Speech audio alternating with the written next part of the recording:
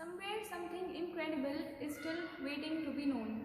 Good morning everyone, my name is Khushi. As you all might be aware, today is Darwin's Day. All the science students out here, I don't think I need to explain this to you because in high school, his theory of natural selection is still taking our breath away.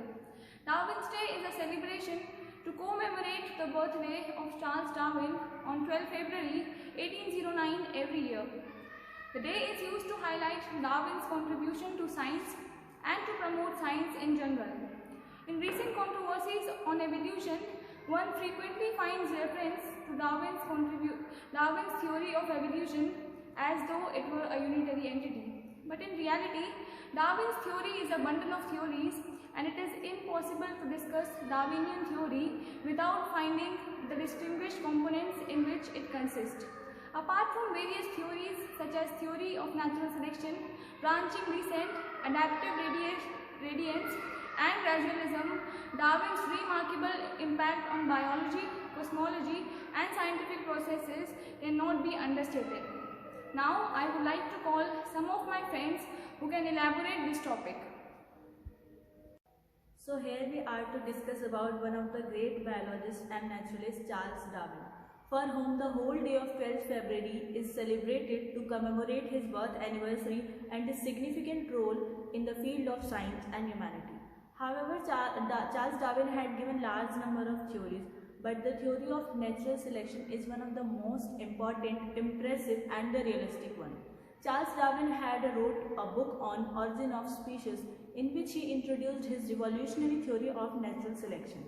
According to this theory, the organisms who are better adaptive and better variations in them according to the environment can better fit in the environment. Consequently, the genes of only these organisms pass on to the next generation, and thus they can leave progeny more than the other organisms. Hence, the genes of these better adaptive organisms are selected by the nature, and this is called natural selection. Later, the theory of evolution and natural selection is known to be as Darwinism. So, we can explain this much better through an example. So, I would like to invite my friend Lagan, who can explain the examples of natural selection through which we can understand it much better. Natural selection in an animal is best seen when environment changes itself in some way. The animal with better character becomes suited and soon become dominant. For example, the peppered moth in London was bright in color with dark spots. During Industrial Revolution, building became darkened. So, the bird could easily see the light colored moths against the dark background. So, the nature selected the dark colored moths against the light colored moths. Thank you. Now, I would like to call Herman for the next theory of evolution. Charles Darwin was in the Galapagos Island. One of the first things he has observed is the varieties of finches that are present there. All in all, the varieties of species of finches have different types of beak shapes, beak size, overall size. This is adaptive radiation and natural selection at work. These finches are more commonly known as Darwin finches, illustrate adaptive radiation. This is where species, all during from a common ancestor, have over time successfully adapted to their environment. This is called the natural selection. By natural selection, from the original seed-eating features, many other forms with altered beaks, enabling them to become insectivorous or vegetarian finches. This process of evolution of different species in a given geographical area, starting from a point and literally radiating to the other part of geographical habitats, is called adaptive radiation. Now we'd like to call Srishti Nahar for another example. Here we are discussing about branching descent. The process of forming different species from a common ancestor is known as branching descent. As we know, species evolve in an area, they become geographically adapted in the area. This leads to reproductive isolation and forming of new species.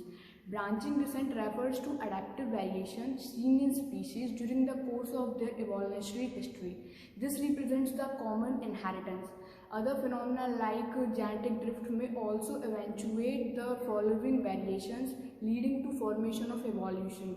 Some difference in DNA between the organism resulted in variation of organism. We can easily understand the concept of branching descent with the help of gene sequencing. Next, my counterpart will explain about the examples. So let us take an example for better understanding of branching descent. The number of marsupials, each different from other, evolved from ancestral stocks, but all within the Australian island continent. When more than one adaptive radiation has appeared to be occurred in an isolated geographical area, one can call it convergent evolution. The placental mammals in Australia also exhibit adaptation radiation to get evolved into varieties of placental mammals, which are likely to be similar to corresponding marsupials. Now my friend Shivam would describe about the another theory of Darwin, that is gradualism. Gradualism is an evolutionary model that refers to tiny variation in organism or in society.